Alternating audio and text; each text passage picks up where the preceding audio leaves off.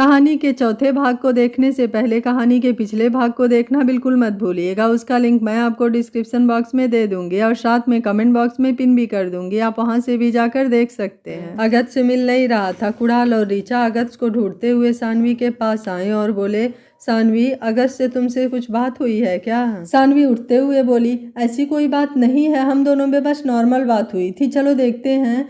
ऋचा बोली, ठीक है, एक बार सब मिलकर चेक कर लेते हैं, बोलकर बाहर चली गई।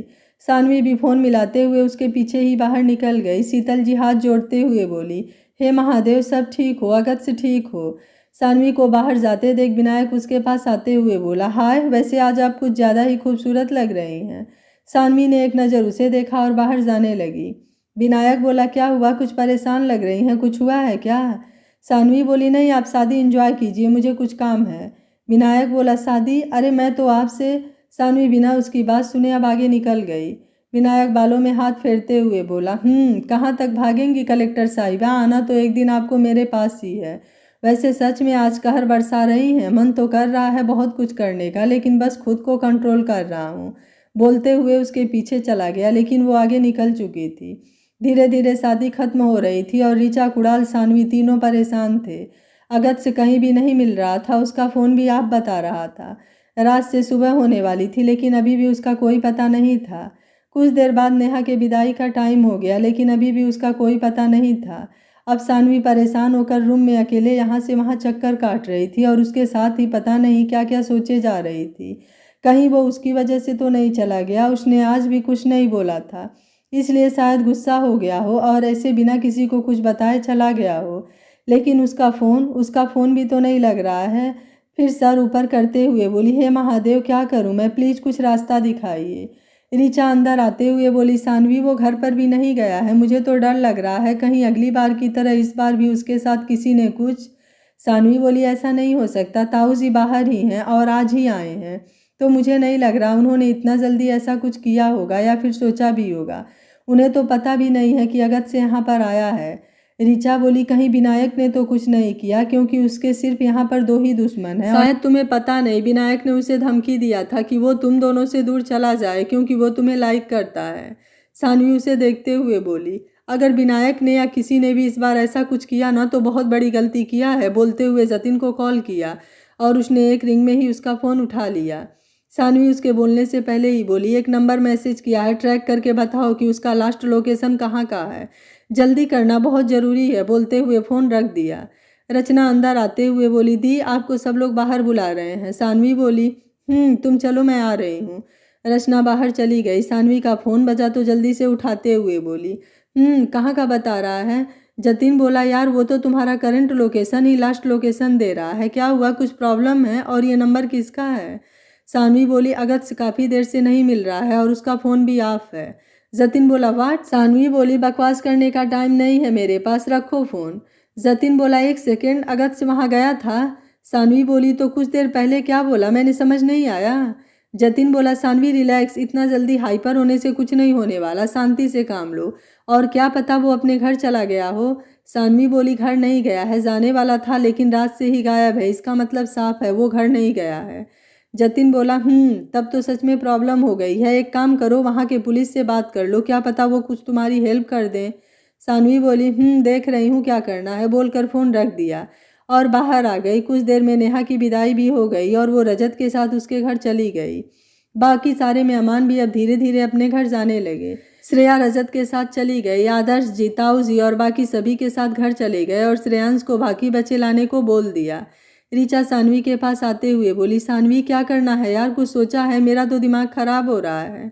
सानवी बोली, पता नहीं, कुछ समझ नहीं आ रहा है कि क्या करूँ, सब तो नॉर्मल ही लग रहे हैं, शक जैसा कुछ लग ही नहीं रहा है, इसलिए अचानक से किसी पर इल्ज़ाम भी तो नहीं लगा सकते। उस डफर को भी हमेशा ऐसे ही टाइम पर गायब होना होता है, उसे डॉक्टर किसने बना दिया यार, मुझे तो यही समझ में नहीं आता।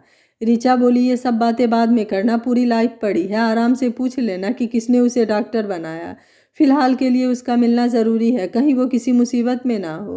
सानवी अब बिना कुछ बोले बाहर आई और श्रेयांश से गाड़ी की चाबी लिया और गाड़ी लेकर वहाँ से निकल गई।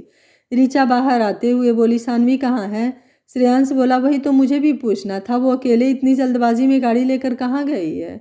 ऋचा बोली, रात से अगस्त गायब है, हमने पूरा घर और अगल बगल सब जगह ढूंढ लिया, नहीं मिल रहा है, उसी को ढूंढने गई होगी।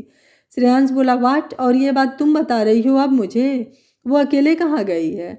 कुणाल बोला, हमें भी उसके पीछे चलना चाहिए, कहीं एक के चक्कर में दूसरी ना हो जाए। ऋचा बोली, चलो। श्रेयांश बोला, गाड़ी में चला रहा हूँ। उसके हाथ से चाबी लेकर बाहर निकल गया। सानवी ने ताऊ जी को फोन मिलाया और आज डायरेक्ट पूछा कि अगर से उनके पास है या फिर उन्होंने कुछ किया है उसके साथ तो साफ साफ बता दे, वरना आगे क्या होगा उसे भी नहीं पता। लेकिन ताऊ जी ने आज साफ साफ इनकार कर दिया कि अगर मैंने उसे उठाया है या कुछ किया है तो वो पुलिस कंप्लेन करे या फिर खुद गिरफ्तार कर सकती है। सानवी को उनकी बातों से ये तो कन्फर्म हो गया था कि ताऊ जी ने उसके साथ कुछ नहीं किया। अब बचा विनायक, तो क्या सच में विनायक ने किया है? अगस्त को होश आया तो उसका हाथ पैर कुर्सी पर बंधा हुआ था। रूम में अंधेरा था, इसलिए साफ साफ कुछ दिख नहीं रहा था। मुंह पर भी टेप लगा था, इसलिए वो कुछ बोल भी नहीं सकता था। 10 मिनट बाद किसी के आने की आहट से उसने वापस से आंखें बंद कर लिया। विनायक अंदर आते हुए बोला, ए चिंटुआ, होश आया क्या इसे? चिंटू बोला, नहीं भाई, अभी तक तो नहीं आया, शायद तेज लग गई होगी इसलिए नहीं आया, लेकिन मुझे लग रहा है जल्द ही आ जाएगा। विनायक लाइट जलाते हुए बोला, साला मेरे ऊपर हाथ छोड़ेगा, हमारे शहर की लड़की लेकर जाएगा, उसे हाथ लगाएगा। एक बार होश आने तो साले को इतना मारना कि विनायक पर हाथ छोड़ने की कीमत पता चले। चिंटू बोला, जी भाई, लेकिन अगर भाभी को पता चल गया तो? विनायक बोला, उसे कभी भी पता नहीं चलेगा और ये ही उसके पीछे पड़ा है, उसने तो इसकी तरफ कभी देखा भी नहीं, और इसको ठिकाने लगा देंगे, काम खत्म हो जाएगा। उसके बाद तुम सब अपने भाई की शादी में बिंदास होकर आराम से नाचो और एंजॉय करो। चिंटू बोला, जी भाई आप चिंता मत करो, हम इसे देख लेंगे। विनायक अब उसके कंधे पर हाथ रखकर बाहर चला गया और चिंटू अगस्त के सामने बैठकर उसके उठने का इंतजार करने लगा। कुछ देर बाद भी जब अगस्त ने आंखें नहीं खोली तो चिंटू गुस्सा होते हुए बोला, साले इतना तेज भी नहीं मारा था कि तुम्हें होश आने में 24 घंटे लग जाए। बोलते हुए वहां जग में रखा पानी उसके ऊपर फेंक दिया। अगस्त जब आंखें खोलते हुए बोला, तुम कौन हो और मुझे यहाँ बात कर क्यों रखा है? खोलो मुझे वरना। चिंटू बोला, क्या बात है, इतनी जल्दी होश आ गया? मुझे तो लगा भाई के बारात के बाद तुम्हें होश आएगा, लेकिन चलो कोई नहीं, जब जागो तभी सवेरा। वैसे कैसे लग रहा है यहाँ पर? अगस्त से अगल बगल देखकर उसे देखते हुए बोला, कौन हो तुम?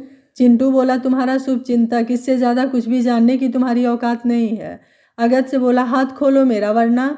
चिंटू बोला, ठीक है, नहीं खोल रहा, अब तुम्हें जो करना है आराम से करते रहना।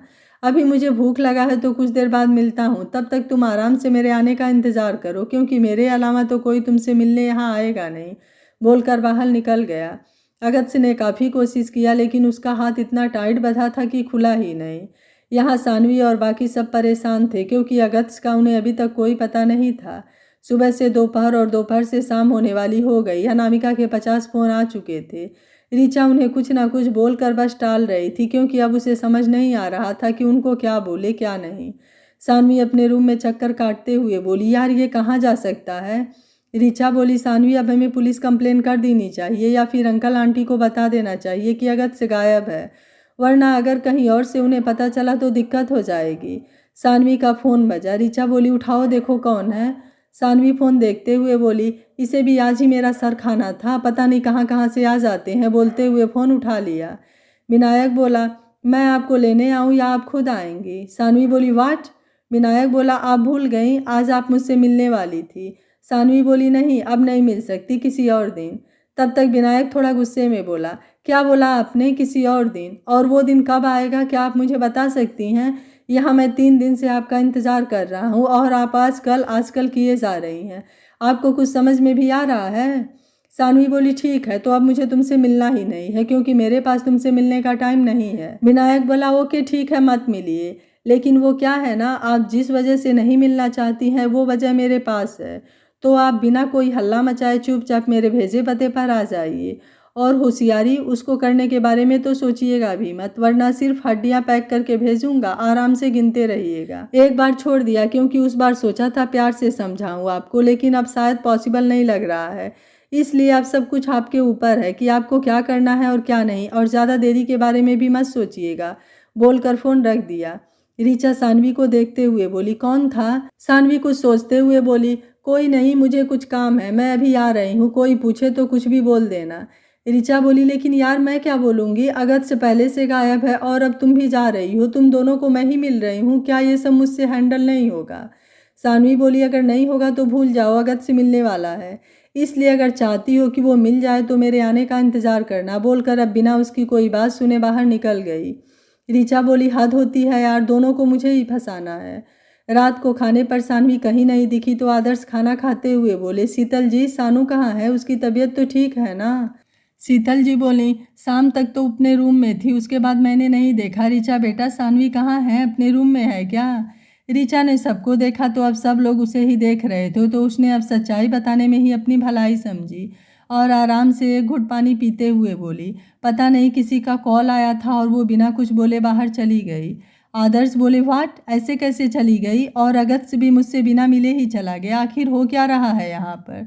शीतल जी ने ऋचा को देखा तो उसने ना में सिर हिला दिया। शीतल जी बोली, वो अगस्त से घर नहीं गया है। आदर्श बोले, घर नहीं गया है तो कहाँ गया है, और सुबह तो मुझे किसी ने यही बताया था कि इमरजेंसी की वजह से वो घर चला गया है, और अब आप बोल रही हैं घर नहीं गया है, ये सब हो क्या रहा है, क्या कोई मुझे बताएगा भी कुछ। ऋचा बोली, अंकल वो कल रात से ही गायब है, किसी को नहीं मिल रहा है और हम सब लोग उसे रात से ही ढूंढ रहे हैं, लेकिन अभी तक उसका कोई पता नहीं है। अंकल आंटी से भी मुझे झूठ बोलना पड़ रहा है। आदर्श जी सबको देखते हुए बोले, मतलब सानू उसे ढूंढने गई है, वो भी अकेले, और उसके पास फ़ोन किसका आया था, कुछ बताया उसने। ऋचा ने सरनामे हिला दिया। श्रेयांश बोला, लेकिन वो उसे अकेले ढूंढने क्यों गई है। दादी बोली, और इतनी रात को उसे अकेले जाने की क्या ज़रूरत थी, कहीं कोई ऊंच नीच हो गई तो। आदर्श बोले, माँ आप कुछ देर शांत रह सकती हैं और मुझे सोचने दीजिए, ये बच्चे भी ना पता नहीं अपने आप को क्या समझते हैं, जब देखो तब अपनी मनमानी करनी होती है। बाहर से गाड़ी रुकने की आवाज़ आई और अरविंद ताऊ जी आनंद के साथ अंदर आते हुए बोले, आदर्श आदर्श ये क्या सुन रहा हूँ मैं, वो लड़का हमारे घर में है, तुमने उसे अपने घर में रहने की परमिशन दिया, कैसे, तुम जानते भी हो वो किसका खून है। आदर्श बोले, कौन लड़का भाई साहब, और आप ये सब क्या बोल रहे हैं। ताऊ जी सबको देखते हुए बोले, अधिराज रावत का सपूत हमारे घर में क्या कर रहा है, क्या तुम मुझे साफ साफ बता सकते हो। आदर्श बोले, भाई साहब वो यहाँ नहीं है, अभी सब लोगों में बहस हो ही रही थी कि 2 गाड़ियाँ और रुकी, और अधिराज अनामिका अंदर आते हुए बोले, मेरा बेटा कहाँ है, अगर उसे एक खरोच भी आई ना तो तुम सोच भी नहीं सकते हो कि मैं क्या कर सकता हूँ, इसलिए अब चुपचाप बिना किसी देरी के मुझे ये बताओ कि मेरा बेटा कहाँ है। अनामिका ने शीतल की तरफ देखा जो उन्हें ही देख रही थी, कुछ पल के लिए दोनों ही आगे बढ़ने को हुई, फिर पुरानी बातें सोचकर अपनी अपनी जगह रुक गई। आदर्श बोले, अच्छा किया जो तुम आ भी गए, एक काम करो आज सब क्लियर करके ही जाओ, और रही बात तुम्हारे बेटे की तो मुझे नहीं पता वो कहाँ है। अधिराज उनकी तरफ बढ़ते हुए बोले, तुम्हारी बेटी को बुलाओ, मैं उसी से पूछ लेता हूँ वो कहाँ है। आदर्श बोले, ढूंढ सकते हो तो दोनों को ढूंढ लो, क्योंकि मुझे ये भी नहीं पता कि वो कहाँ है। अब सब लोग एक दूसरे को देखने लगे। अधिराज आदर्श को देखते हुए बोले, मतलब आज भी तुम नहीं बदले, मेरे बेटे को फंसाने के लिए तुम्हारी बेटी कम पड़ रही थी, जो अब पूरी फैमिली उसके पीछे पड़ गई। आदर्श बोले, वो तो तुम अच्छे से जानते हो किसने किसको फंसाया था और फंसाया है, और अब एक भी वर्ड मेरी बेटी के बारे में बोला ना तो मैं भूल जाऊंगा कि मैं कौन हूँ और तुम कौन हो, समझे।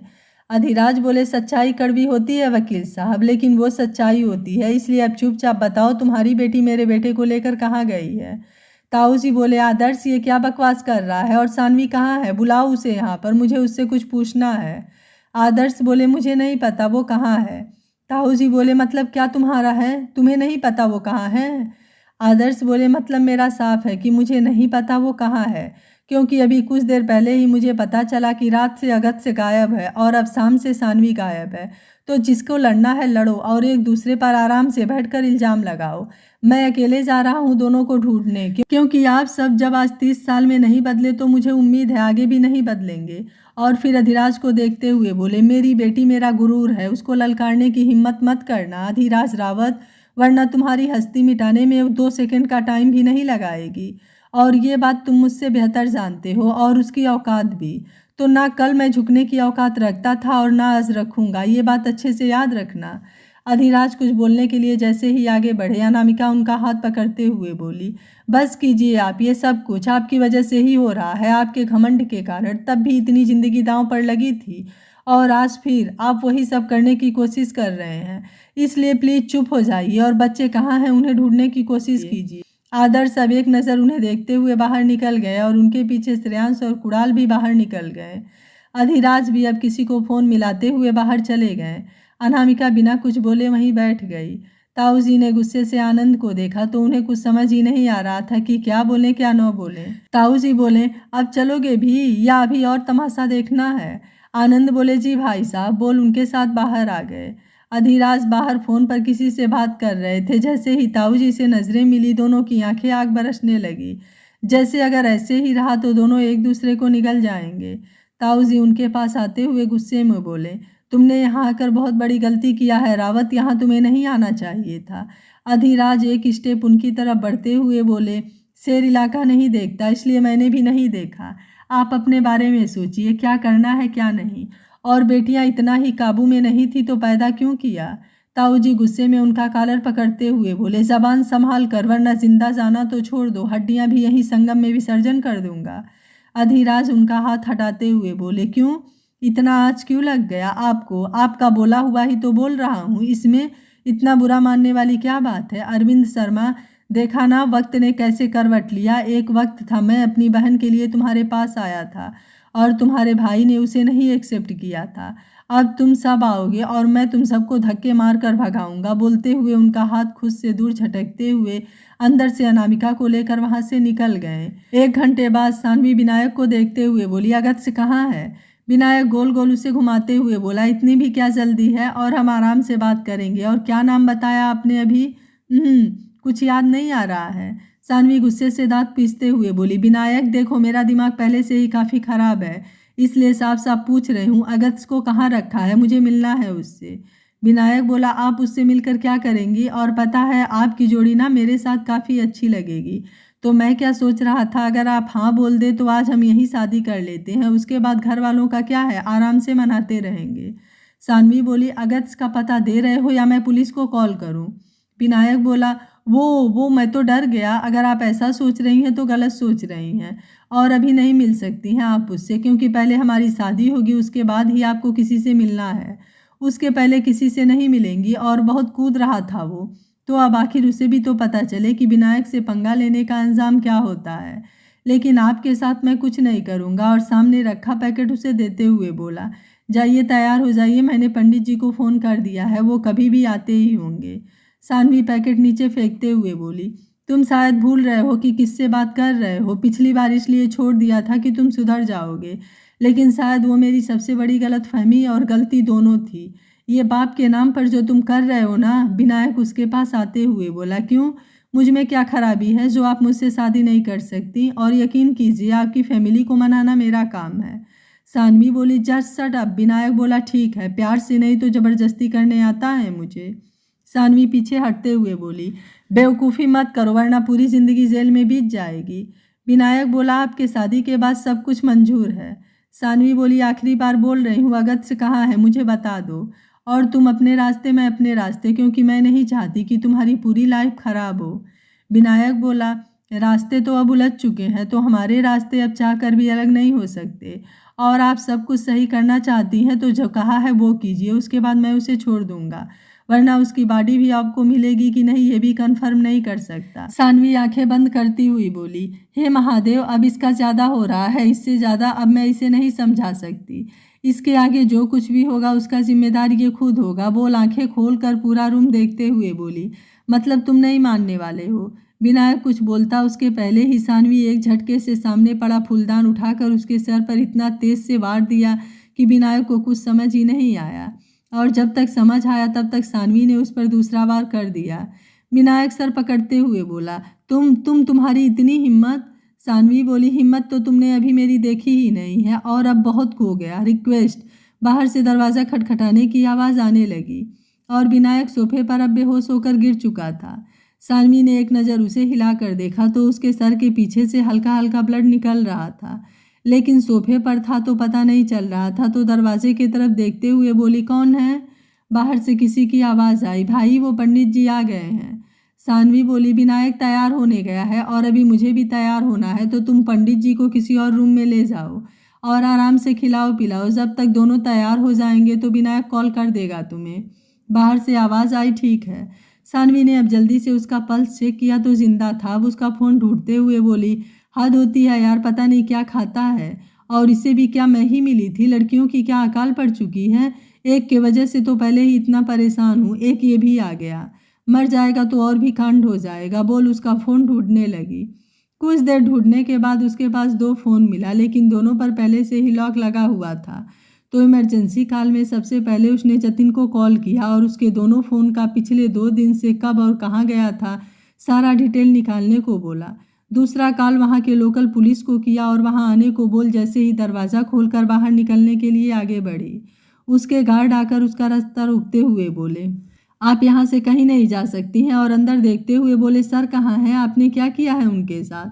सानवी कुछ बोलती उसके पहले ही विनायक के दूसरे वाले फ़ोन पर चिंटू नाम फ्लैश होने लगा। सानवी जल्दी से उठाते हुए बोली, हेलो। चिंटू बोला, अरे भाभी जी, आप वहाँ भाई के पास हैं? मतलब आपने उनका प्रपोजल एक्सेप्ट कर लिया? मुझे पक्का यकीन था आप भाई का प्रपोजल ज़रूर एक्सेप्ट करेंगी। अच्छा, आप ज़रा भाई को फ़ोन दीजिए, मुझे उनसे कुछ ज़रूरी बात करनी है। सानवी बोली, तुम्हारे भाई इस समय तैयार हो रहे हैं, बारात निकालनी थी ना उन्हें, इसलिए जो भी बोलना है तुम मुझसे बोल सकते हो, मैं उन्हें बोल दूंगी। आप सब कभी उसे देखते तो कभी अंदर रूम को।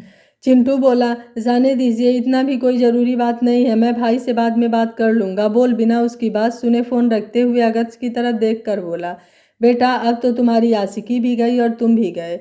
मारो बे सालों को, कुछ देर पहले कुछ ज़्यादा ही उड़ रहा था, ऐसी जगह मारना कि ज़िंदगी भर याद रहे। सानवी अब सामने सबकी तरफ देखते हुए बोली, तुम्हारे भाई को बहुत समझाया मैंने, लेकिन वो नहीं माना, इसलिए मजबूरी में मुझे उसे बेहोश करना पड़ा।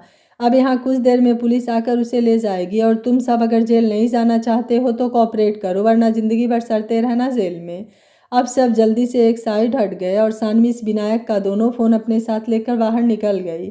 कुछ देर बाद जतिन ने उसे दोनों फ़ोन किया और अभी जो कॉल आया था उसका सारा लोकेशन उसे देते हुए बोला, अकेले कहीं मत जाना, मैंने वहाँ के कमिश्नर से बात कर लिया है, उनकी टीम किसी भी टाइम तुम्हारे पास पहुँच रही होगी। सानवी गाड़ी में बैठते हुए बोली, थैंक यू, तुम मेरी चिंता मत करो, आगे का सब कुछ मैं देख लूँगी। और गाड़ी का स्पीड बढ़ा दिया।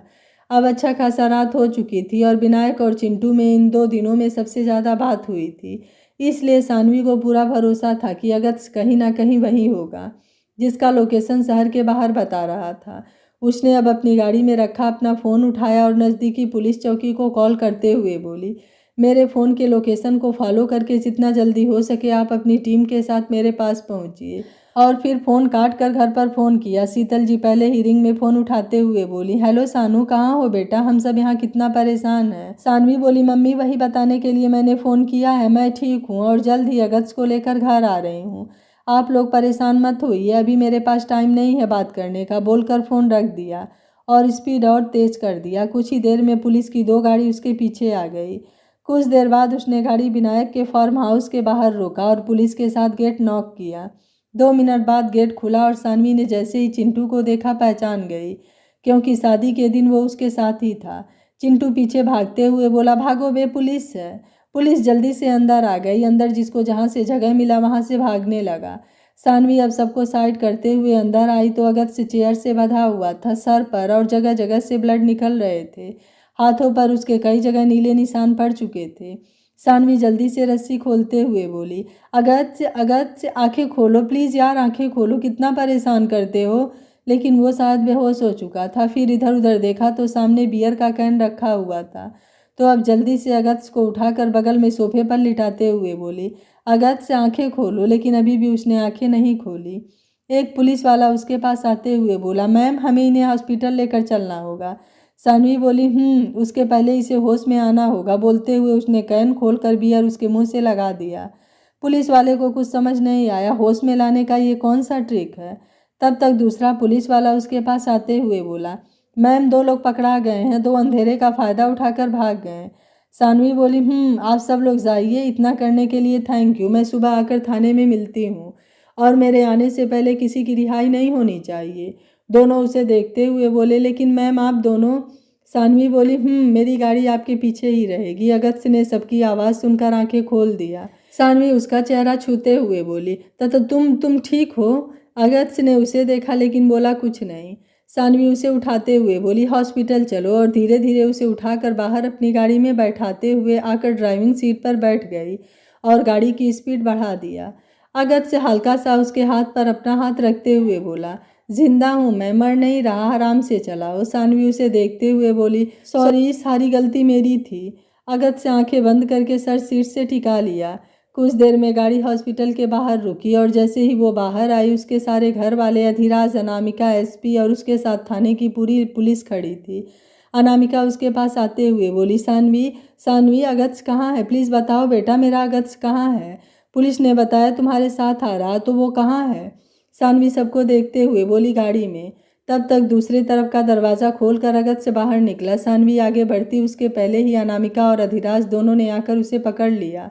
अधिराज गुस्से से उसे घूरते हुए बोले, आज के बाद मेरे बेटे की और मेरे फैमिली के लाइफ में आने की कभी कोशिश भी मत करना, वरना मैं सच में सब कुछ भूल जाऊंगा और उसके बाद फिर तुम सोच भी नहीं सकती। इसलिए अब आखिरी बार समझा रहा हूँ, उसके तरफ आँख उठाकर भी कभी मत देखना। अगत्य से बोला, डैड। अधिराज बोले, चुप, एक शब्द भी नहीं बोलोगे तुम, और अब इस लड़की की परछाई भी मैं तुम्हारे ऊपर नहीं चाहता हूँ।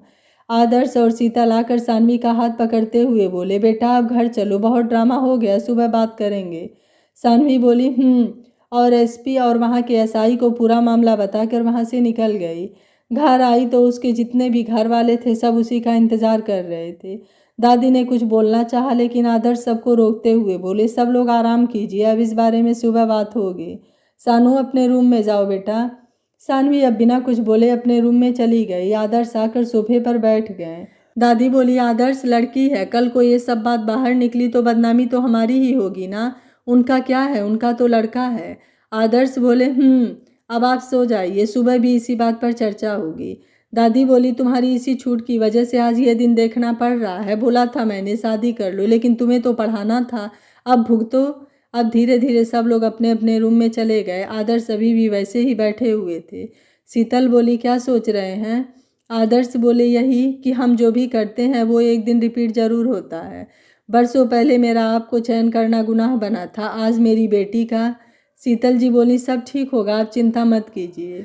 सुबह हाल के घर में बड़े छोटे आज सभी मौजूद थे, सिर्फ सानवी को छोड़कर। ताऊ जी उठते हुए बोले, आदर्श कुछ भी हो जाए उस घर में ये रिश्ता नहीं हो सकता तो नहीं हो सकता, और ये मेरा आखिरी फैसला है।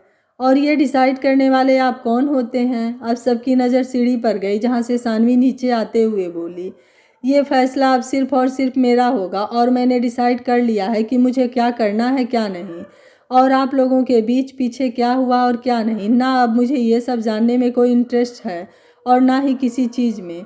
इसलिए आप लोग अपना ड्रामा अपने तक रखिए और जिसको जिसको मुझे या फिर इस परिवार से रिश्ता तोड़ना है वो आराम से तोड़कर जा सकता है। ताऊ जी उसे घूरते हुए बोले, मेरे जीते जी तुम्हारा उस परिवार से रिश्ता कभी नहीं होगा, ये बात तुम कान खोल कर सुन लो। क्योंकि अरविंद शर्मा सब कुछ बर्दाश्त कर सकता है, लेकिन कोई आकर मेरे मुंह पर थूक कर जाए ये बात मुझसे कभी बर्दाश्त नहीं होगा।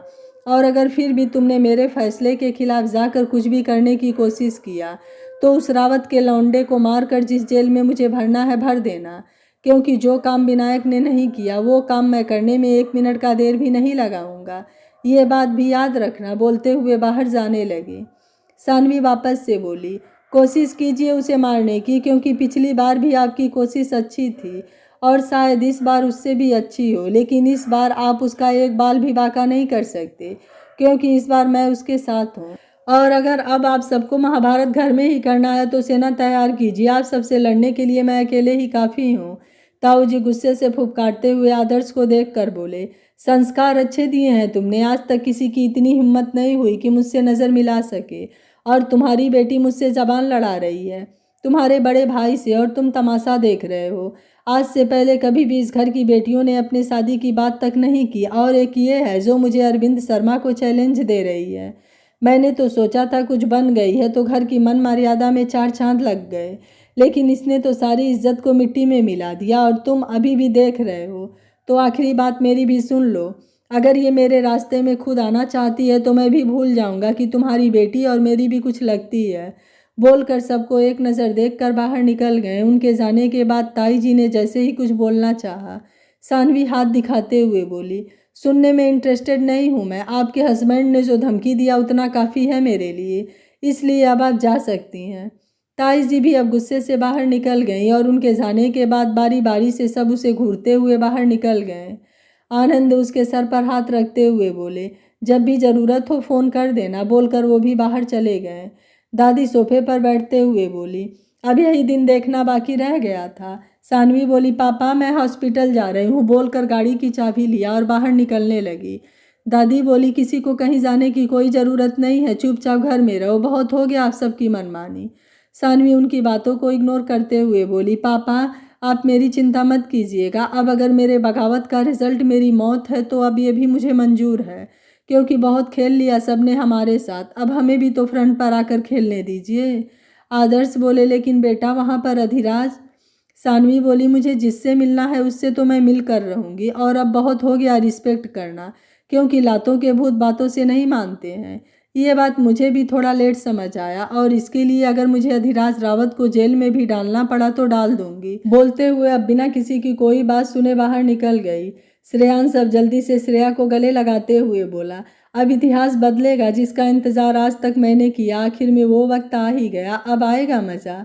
दादी उठते हुए बोली, तमाशा बनाकर रख दिया है तुम सबने हमारी इज्जत का। शीतल मेरा कपड़ा पैक करो, मुझे नहीं रहना इस घर में, सबके सब नौटंकी बैठे हुए हैं इस घर में, बोलते हुए अपने रूम में चली गई। शीतल आदर्श जी को देखते हुए बोली, हम भी चलते हैं ना, कहीं कोई प्रॉब्लम ना हो जाए। आदर्श सोफे पर बैठते हुए बोले, आप चाय बनाइए, वो जवाब दे देगी, आप चिंता मत कीजिए, वैसे भी उसे ये लड़ाई अकेले ही लड़नी है, हम में से कोई भी उसका साथ वहाँ तक नहीं दे सकता जहाँ तक उसे लड़ना है, और अगर हम सब साथ रहेंगे तो वो कमज़ोर पड़ जाएगी, और अब मैं नहीं चाहता मेरी बेटी कमज़ोर पड़े, इसलिए आप रिलैक्स कीजिए। शीतल अब बिना कुछ बोले किचन में चली गई, लेकिन उनका हाथ पैर अभी भी कांप रहा था, क्या होने वाला है, कहीं कोई दिक्कत ना हो जाए। घबराहट तो आदर्श जी को भी हो रही थी, लेकिन वो ये बात बताकर उन्हें और परेशान नहीं करना चाहते थे, इसलिए आकर सोफे पर बैठ गए। श्रेया ने श्रेयांश को देखा तो उसने उसे किचन में जाने का इशारा किया, तो अब वो भी जल्दी से किचन में आ गई, जहाँ शीतल कप से पानी उबाल रही थी। श्रेया बोली, माँ अब बाहर जाइए, मैं चाय लेकर आ रही हूँ। शीतल अब बिना कुछ बोले बाहर आ गई। कुछ देर बाद सानवी ने हॉस्पिटल के बाहर गाड़ी रोकी और बिना किसी की तरफ देखे अंदर जाने लगी। बाहर खड़ी पुलिस ने जब उसे वहाँ देखा तो उसके पीछे पीछे चलने लगी। उसे जाकर रिसेप्शन पर अगस्त के बारे में पूछा तो पता चला आज उसे कुछ देर बाद डिस्चार्ज मिल जाएगा, और उसका रूम नंबर उसे बता दिया। सानवी अब बिना दरवाज़ा नॉक किए सीधे उसके रूम में अंदर आ गए। अधिराज और अनामिका ने जैसे ही उसे देखा दोनों उठकर खड़े हो गए। अधिराज बोले, तुम यहाँ क्या कर रही हो, कल क्या बोला था समझ नहीं आया क्या, जो आज फिर अपनी तारीफ करवाने आ गई। सानवी इंस्पेक्टर को देखते हुए बोली, इन्हें बाहर निकालो, मुझे अगस्त से कुछ बात करनी है। अधिराज बोले, एक सेकेंड इंस्पेक्टर, मुझे जो भी कंप्लेन करनी है मैं एसपी से कर चुका हूँ, इसलिए अब ना तो मुझे और ना ही मेरे बेटे को किसी से कोई बात करना है, और इस समय मैं उसका गार्डियन हूँ, तो आप इन्हें लेकर जा सकते हैं, वरना मुझे ऐसा कुछ करना न पड़ जाए जो किसी को अच्छा नहीं लगेगा और खामा मुसीबत बढ़ जाएगी। सानवी अपना सर सहलाते हुए अगस्त को देखी, जो बैठकर उसे ही देख रहा था, लेकिन बोला कुछ भी नहीं। तो अब अनामिका को देखते हुए बोली, आंटी क्या आप प्लीज़ कुछ मिनट के लिए इन्हें बाहर लेकर जा सकती हैं, क्योंकि अगर मैं ज़बरदस्ती पर आई तो आपके बेटे के साथ अभी 7 फेरे ले लूँगी, और मुझे नहीं लगता कि किसी कानून में या फिर किसी इंसान में फ़िलहाल के लिए इतनी हिम्मत है कि वो मुझे रोक सके, इसलिए फ़िलहाल में बात करना है तो कर लेने दीजिए। अधिराज कुछ बोलते उसके पहले ही अनामिका उनका हाथ पकड़कर ज़बरदस्ती बाहर लेकर जाते हुए बोली, ये लखनऊ नहीं है, इसलिए कुछ देर शांत रहिए, वैसे भी कुछ देर में यहाँ से निकलना है। सानवी ने इंस्पेक्टर को देखा तो वो भी बाहर निकल गया। अब उसने दरवाज़ा बंद किया और अगस्त के सामने आते हुए बोली, क्या चाहते हो, पता है हॉस्पिटल से लेकर मेरे घर तक क्या हाल हो रखा है, सब के सब बस मुझे धमकी दे रहे हैं। अगस्त से उसे देखते हुए बोला, इधर आओ बता रहा हूँ। सानवी बोली, तुम्हें ये सब मजाक लग रहा है। अगस्त से बोला, यार हिल नहीं पा रहा हूँ इसलिए बोल रहा था, प्लीज़ थोड़ा नज़दीक आओ ना। सानवी उसकी तरफ बढ़ते हुए बोली, बोलो। अगस्त से उसके गाल पर अपने होठों से चूमते हुए बोला, 7 फेरे ले लेते हैं ना, अब और वेट नहीं हो रहा है, और इनका झगड़ा कभी ख़त्म नहीं होगा, और पहले तुमको मनाने में 4 साल लग गए और इनको मनाने में 40 साल और लग जाएंगे, और हम बूढ़े हो जाएंगे तो हमारे बच्चे कब होंगे। सानवी पीछे हटते हुए बोली, और तुमसे किसने कहा कि मैं तुम्हारे साथ 7 फेरे ले रही हूँ। और अगस्त से बोला, और क्या, अभी कुछ देर पहले ही तो तुमने बोला था 7 फेरे लेने के लिए, और अब तुम अपनी बात से पलट नहीं सकती।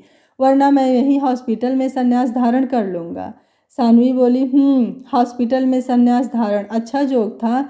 अगत्य उठते हुए बोला, इस बार मैं मजाक नहीं कर रहा हूँ। सानवी उसे वापस से बैठाते हुए बोली, यार पलट नहीं रही, लेकिन अच्छा वो सब छोड़ो, तुम ठीक तो हो ना, कहीं कोई ज़्यादा प्रॉब्लम तो नहीं है? अगत्य से कराते हुए बोला, यार सालों ने बहुत मारा लेकिन जान बच गई। सानवी बोली, चुप करो, उतना भी नहीं मारा वरना बोलने के लायक नहीं बचते। अगत्य से बोला, अच्छा ठीक है, यकीन नहीं है ना? बोलते हुए शर्ट खोलने लगा। सानवी बोली, ये क्या कर रहे हो? अगत्य ने शर्ट खोल दिया तो उसके बॉडी में जगह जगह नीले निशान पड़ चुके थे। सानवी बोली, ये सब बोलकर उस पर हाथ रख दिया। अगत्य कराहते हुए बोला, सानवी उसे देखते हुए बोली, ज़्यादा दर्द हो रहा है? अगत्य बिना कुछ बोले आंखें बंद कर लिया तो वो आगे बढ़कर उसके घाव पर बारी बारी से अपने होंठ रख दिए। कुछ देर बाद अगत्य उसके हाथ को अपने हाथ में लेते हुए बोला, जहाँ तक मुझे उम्मीद है डैड अभी भी नहीं मानेंगे और कुछ ना कुछ ज़रूर करेंगे, इसलिए हमें शादी तो फैमिली के खिलाफ जाकर ही। तो क्या तुम? सानवी उसके सर से अपना सर जोड़ते हुए बोली, इतनी जल्दबाजी में मैं कोई भी फैसला लेकर तुम्हारी लाइफ खतरे में नहीं डाल सकती, थोड़ा सा वक्त और दे दो मुझे, मैं कुछ सोचती हूँ। अगत्य से बोला, और अगर कुछ देर में तुम बदल गई या फिर कोई प्रॉब्लम आ गई तो? सानवी वैसे ही बोली, ये इसकी मनमानियाँ है साहब, जब आप पर से 4 साल में भी नहीं उतरी तो मुझे यकीन है साथ लंबा चलने वाला है हम दोनों का। अगत्य से बोला, आई लव यू। बाहर से दरवाज़ा नॉक होने की आवाज़ आई तो सानवी उसे देखते हुए बोली, देखा ना, हमारे दुश्मन हमें 2 मिनट भी बात नहीं करने देंगे, और अब जल्दी से उठ जाओ, मैं अकेले नहीं लड़ने वाली सबसे। अगत्य से बोला, 4 साल से तो मैं अकेले ही लड़ रहा हूँ, अब मैं कुछ नहीं कर सकता। तुम्हें मुझे पाना है तो सबसे लड़ कर आओ, मैं बाहें खोल कर तुम्हारा इंतज़ार करूँगा। सानवी बोली, तब ठीक है, जाने दो, मैं नहीं लड़ने वाली किसी से। और बोलकर जैसे ही उठने को हुई, अगत्य से उसे अपने पास खींचते हुए बोला, ऐसे कैसे नहीं लड़ेंगी कलेक्टर साहिबा, बहुत दौड़ाया है आपने अपने पीछे, अब थोड़ा आप भी मेहनत कीजिए। बोलते हुए उसके गालों को चूम लिया। अधिराज अनामिका को देखते हुए बोले, मैं बता रहा हूँ आपको, ये लड़की ज़रूर मेरे बेटे को कोई उल्टा सीधा पट्टी पढ़ा रही होगी, लेकिन इस बार इनकी कोई भी चाल कामयाब मैं बिल्कुल नहीं होने दूंगा। हम आज ही यहाँ से जा रहे हैं और सीधे अगस्त का कोर्ट मैरिज करवाऊंगा, उसके बाद देखता हूँ कोई मेरा क्या करता है। अनामिका कुछ नहीं बोली और बाहर रखे चेयर पर बैठ गई। अधिराज टहलते हुए दरवाजे की तरफ देखते हुए बोले, मुझे तो समझ नहीं आ रहा है आखिर ये लड़की मेरे बेटे को क्या पट्टी पढ़ा रही है, कितने बेशर्म लोग हैं। अनामिका ने अगल बगल देखा, फिर उन्हें अपने पास बैठने का इशारा किया, लेकिन वो वापस से जाकर जैसे दरवाज़ा नॉक करने के लिए हाथ उठाया, दरवाज़ा खुल गया। अधिराज जल्दी से अंदर जाते हुए बोले, क्या पट्टी पढ़ाया है तुमने मेरे बेटे को? सानवी ने अनामिका को देखा तो उनके चेहरे पर अभी भी शांति थी, तो स्माइल करते हुए जाकर उनके गले लग कर बोली, आशीर्वाद दीजिए, मैंने आपके बेटे को हाँ बोल दिया है। अनामिका ने जैसे ही अपना हाथ उठाकर उसके सर पर लगाया। अधिराज उसे देखते हुए बोले, बेशर्मी की हद होती है, और शर्मा परिवार तो परवरिश की बड़ी दुहाई देता है, तो क्या आज जब अपनी बारी आई तो यही सिखाया है तुम्हें? और इलाहाबाद के लड़के क्या कम पड़ गए थे जो तुम? अगत्य से उठते हुए बोला, डैड कुछ भी बोलने से पहले सोच समझ कर बोलिए, प्यार करता हूँ मैं उससे, और शुरुआत मैंने किया है तो गलती उसके परिवार में नहीं मेरे परिवार में है, मेरे संस्कारों में है, और ये सब तो आपने ही सिखाया था, याद है या फिर भूल गए आप? और आपकी तरह पत्थर दिल नहीं था कि बस किसी से प्यार का नाटक करके उसका दिल तोड़कर निकल जाऊं। प्यार के नाटक में कब मेरा दिल मुझसे बगावत कर गया मुझे खुद भी पता नहीं चला। और आपको तो एहसान मानना चाहिए कि सानवी ने सब कुछ जानने के बाद भी मुझे एक्सेप्ट किया, और अब अगर आपको या किसी को भी ये रिश्ता मंजूर नहीं है तो ना सही, लेकिन अगर आपने या फिर किसी ने भी सानवी को कुछ भी बोला तो बर्दाश्त नहीं करूँगा मैं। अधिराज बोले, तो आज एक और फैसला कर लो तुम कि इसे चाहते हो या फिर अपने बाप को, क्योंकि मेरे जीते जी तो ये लड़की ना तो तुम्हारे लाइफ में आएगी और ना ही हमारे घर में। सानवी और अगत्य ने एक दूसरे को देखा। अनामिका बोली, हम इस बारे में घर चलकर बात आराम से करेंगे, यहाँ हॉस्पिटल में ये सब। सानवी बेटा तुम घर जाओ। अधिराज अब खिड़की के पास जाकर खड़े हो गए और गुस्से में बाहर देखने लगे। अगत्य से बोला, मॉम शांत रहो, जब इतना इंतज़ार किया है तो थोड़ा और इंतज़ार कर लो। सानवी बोली, मुझे चलना चाहिए, बोलते हुए बाहर निकल गई। अगत्य से उसके पीछे आते हुए बोला, सानवी प्लीज़ डैड की तरफ से सॉरी। सानवी रुकते हुए बोली, तुम जाओ आराम करो, अभी तुम ठीक नहीं हो और अभी हम दोनों को बहुत लड़ना है। अगत्य उसका हाथ पकड़ते हुए बोला, कुछ भी हो जाए तुम मेरे साथ रहोगी, पीछे नहीं हटोगी, प्रॉमिस करो। सानवी बोली, नहीं हट रही पीछे, अब जाओ तुम आराम करो, अभी बहुत सारे काम हैं मुझे। अगत्य बोला, फिर कब मिलेंगे? सानवी बोली, जब महादेव चाहेंगे। बोल उसका हाथ छुड़ाने वहां से पुलिस स्टेशन के लिए निकल गए। अधिराज कुछ बोलते उसके पहले ही अगत्य अंदर आते हुए बोला, मॉम अब हमें निकलना चाहिए, बहुत सारा काम करना है मुझे। अधिराज बोले, अभी ठीक से खड़े नहीं हो पा रहे हो, अपनी हालत देखो, और तुम्हें अभी भी उस लड़की से। अगत्य चीखते हुए बोला, कितनी बार कह चुका हूँ आपसे, प्यार करता हूँ मैं उससे, आप सबको समझ क्यों नहीं आता? कितना बार याद दिलाऊं मैं आप सबको? लेकिन अब बस बहुत हो गया। मुझे लग रहा है आपको पता ही नहीं प्यार क्या होता है, या कभी किसी से किया होता तो आप जरूर समझते, लेकिन अफसोस आप अब बिल्कुल समझेंगे। और मेरी हालत का अगर आपको थोड़ा सा भी ख्याल होता तो ये धमकी नहीं देते, मेरा सुकून मुझे लौटा देते। लेकिन आपको तो छोड़िए, मैं ही अपना सर पत्थर पर मार रहा हूँ। आप सब मिलकर अपनी दुश्मनी निभाइए, और ना हो सके तो गोली मार दीजिए हम दोनों को, आपका और अरविंद शर्मा का सर ऊंचा हो जाएगा। बोलते हुए बाहर निकल गया। अधिराज अब बिना कुछ बोले वहीं बैठ गए। सानवी हॉस्पिटल से पुलिस स्टेशन आई और वहां के एसपी और कमिश्नर से बात किया। विनायक के ऊपर किडनैपिंग, जान से मारने की धमकी, ब्लैकमेलिंग और भी कई सारे आरोप लगा और उसके ऊपर चार्जशीट बैठा दिया गया। अधिराज पहले ही कमिश्नर से मिल चुके थे तो ये केस थोड़ा सा और मजबूत हो चुका था। इसका फाइल आदर्श जी ने खुद बनाया और एक पेज हाई कोर्ट में भेज दिया। सानवी को सारा काम करके घर आने में शाम हो चुकी थी। ऋचा और कोडाल दोपहर में ही लखनऊ निकल गए। अगत्य को बयान के लिए पुलिस स्टेशन बुलाया गया था और वहीं सब करने में उसे भी लेट हो गया, तो आज फिर से वो यहीं होटल में अपने मॉम डैड के साथ रुक गया। सानवी घर आई तो दादी उसे देखकर बड़बड़ाते हुए अपने रूम में चली गई। शीतल उसके पास आते हुए बोली, सानू सब ठीक तो है ना, किसी ने कुछ कहा तो नहीं? सानवी बैठते हुए बोली, आप जानती हैं ना मेरे लाइफ में कभी कुछ भी सीधे सीधे हुआ है जो आज होगा, फिर भी देखते हैं क्या कर सकते हैं। शीतल उसके सर पर हाथ रखते हुए बोली, सब ठीक हो जाएगा बच्चा, तुम टेंशन मत लो, पापा है ना, वो बात करेंगे सबसे। सानवी बोली, नहीं वो किसी से कोई बात नहीं करेंगे, जो करना है अब मैं खुद करूँगी, मैं नहीं चाहती कि मेरी वजह से उनकी इंसल्ट हो या कोई कुछ भी बोले। आदर्श अंदर आते हुए बोले, अपने पापा को इतना कमज़ोर समझा है क्या बच्चा? तुम्हारे पापा इतने भी कमज़ोर नहीं हैं।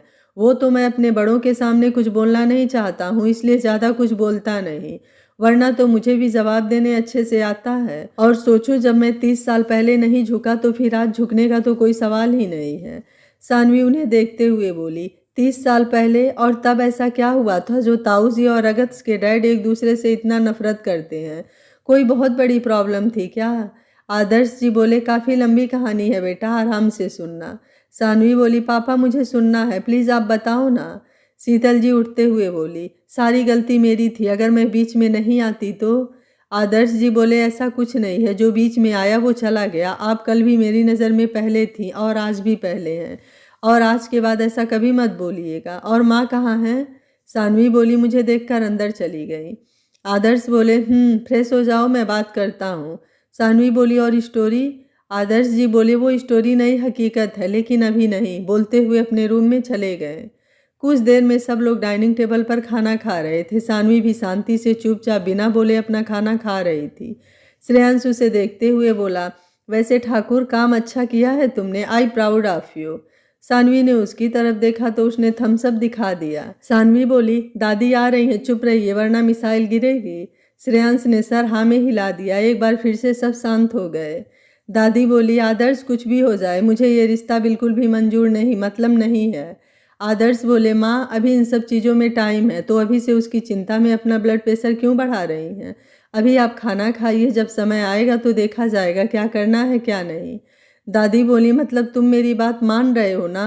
आदर्श बोले, माँ आप पहले खाना खाइए और अपनी हालत देखिए क्या हो गया है, अभी बीमार पड़ जाएंगी तो डॉक्टर ढेर सारी दवाइयाँ पकड़ा देगा और फिर आप कहेंगी मुझे क्या हुआ है, मुझे नहीं खानी कोई दवाई। दादी बैठते हुए बोली, अब तो भगवान यहाँ से ले जाए तो ठीक है, अब और नहीं देख सकती मैं कुछ भी। आजकल के बच्चे ना घर के मान मर्यादा का ख्याल है ना कुछ का, कहीं भी कुछ भी कर रहे हैं। अरे मैं पूछती हूँ क्या अपने जाति समाज में लड़के लड़कियों की कमी है जो उन्हें गैर बिरादरी में जाना है? ये बस ज़्यादा पढ़ने लिखने के कारण है। एक हमारा ज़माना था और एक आज का। आदर्श बोले, माँ वो सब छोड़िए और खाना खाइए। सानवी बोली मेरा हो गया, गुड नाइट। श्रेयांश बोला गुड नाइट, और कल तुझे जाना है ना? सानवी बोली मम्मी आप मेरे लिए खाना पैक मत कीजिएगा, मैं वहीं जाकर कुछ खा लूँगी। दादी बिना उसे देखे बोली आदर्श इसके साथ तुम दोनों भी चले जाओ, अब मुझे इसके ऊपर बिल्कुल भी भरोसा नहीं है, इसलिए अब मैं नहीं चाहती कि इस घर की और बदनामी हो। सानवी कुछ बोलने को हुई लेकिन आदर्श उसे चुप रहने का इशारा करके जाने को बोले तो वो अपने रूम में चली गई। आदर्श बोले माँ आप कुछ ज़्यादा ही टेंशन ले रही हैं, और आपने भी तो अगस्त को देखा था, मिला था, बात किया था, तो क्या खराबी है लड़के में, ज़रा आप ही बताइए तो। अच्छा खासा है, आपको कितना मानता भी तो है। दादी उन्हें देखते हुए बोली बात यह है कि वो अधिराज रावत का बेटा है, बात यह भी है कि उसका कुल खानदान घराना सब अलग है, और बात यह भी है कि जब मैं तब नहीं झुकी तो अब तो कोई सवाल ही नहीं उठता है, समझा? और अगर तेरे अंदर मेरा जरा सा भी खून है तो तू ये भी रिश्ता कभी होने नहीं देगा। आदर्श बोले माँ तब की बात कुछ और थी और आज की कुछ और, दोनों बच्चे पसंद करते हैं एक दूसरे को, और अगर मैंने या फिर आपने कुछ किया तो वो जाकर खुद भी से कोई कदम उठा लेंगे तो तब क्या करेंगे हम लोग? दादी बोली आदर्श मुझे ज़्यादा समझाने की कोशिश मत करो, सब कुछ पता है मुझे, और ये शादी नहीं हो सकती मतलब नहीं हो सकती, बस और कुछ नहीं सुनना मुझे। और अगर फिर भी करनी है तो एक काम करो, मुझे जहर दे दो, उसके बाद आराम से करना, बोलकर अब बिना 1 मिनट रुके अपने रूम में चली गई। शीतल जी बैठते हुए बोली अब क्या होगा, मुझे तो कुछ समझ ही नहीं आ रहा है। आदर्श बोले कुछ नहीं होगा, खाना खाइए, अभी तो शुरुआत है, अभी तो बहुत कुछ बाकी है। श्रेयांश बोला मम्मी सब ठीक होगा, और हम सब सानू के साथ हैं, तो फिर आप चिंता मत करो, कुछ नहीं होगा। जिसको जिसको सपोर्ट करना है करे, ना करना है नहीं करे, कोई ज़रूरत नहीं है, और दादी भी मान जाएंगी, आप ज़्यादा टेंशन ना लो। शीतल सिचुएशन देखकर लग रहा है तुम्हें कि ये टेंशन लेने वाली बात नहीं है, मेरा तो सर दर्द से फट रहा है, और सानू उसे भी लड़का नहीं मिला था, अब तो मुझे भी लग रहा है उसकी शादी पहले ही कर देनी चाहिए थी, ये मुसीबत तो नहीं आती। सुबह शाम रात हर समय एक ही डर बैठ चुका है। आदर्श जी बोले शीतल आप इतना क्यों सोच रही हैं, और आप जितना सोचेंगी प्रॉब्लम उतना बढ़ेगी, आप रिलैक्स कीजिए, सब ठीक होगा, और मैं हूं ना। शीतल जी अब कुछ नहीं बोली। सानवी ने अपने रूम में आकर बैग पैक किया, सारा इंपॉर्टेंट फाइल भरा, और बाथरूम से चेंज करके लाइट बंद करके बेड पर बैठते हुए बोली हो गया, कितना इरिटेट करते हैं यार सब लोग, मुझे तो समझ नहीं आता, कोई काम शांति से भी तो कर सकते हैं ना, लेकिन नहीं, सबको तो हमसे ही लड़ना है।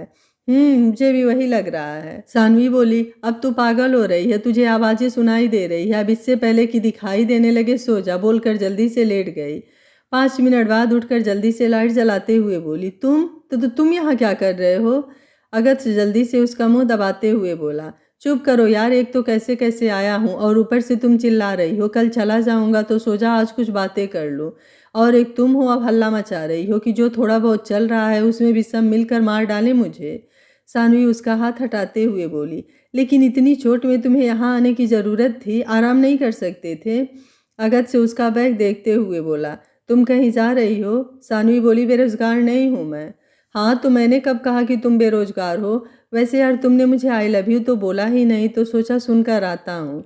सानवी बोली अच्छा तो ये टूटे फूटे हाथ पैर लेकर तुम यही सुनने आए हो, तो सॉरी मेरा मूड नहीं है, अब तुम जा सकते हो, और अब मुझे नींद आ रही है, और नीचे अभी दादी ने मुझे इतने सारे संस्कारों की दुहाई दिया है ना कि अब तो बिल्कुल भी मेरा मूड नहीं है। अगस्त से उसके बेड पर लेटते हुए बोला ठीक है तो सो जाओ, मुझे भी नींद आ रही है, मैं भी थोड़ी देर आराम कर लेता हूँ। तभी किसी के दरवाज़ा खटखटाने की आवाज़ आई। सानवी एकदम से हटबड़ा कर उठ खड़ी हुई। अगर शर्मा परिवार को पता चला अगस्त घर में है तो उसका क्या होगा? क्या शर्मा परिवार और अधिराज रावत की दुश्मनी खत्म हो जाएगी? क्या दोनों परिवार सानवी और अगस्त की शादी के लिए मान जाएंगे? जानने के लिए देखते रहिए कहानी का अगला भाग। अगर आपको कहानी अच्छी लग रही है तो वीडियो को लाइक शेयर एंड चैनल को सब्सक्राइब कर लीजिएगा। Thank you for watching. मिलते हैं कहानी के अगले भाग में।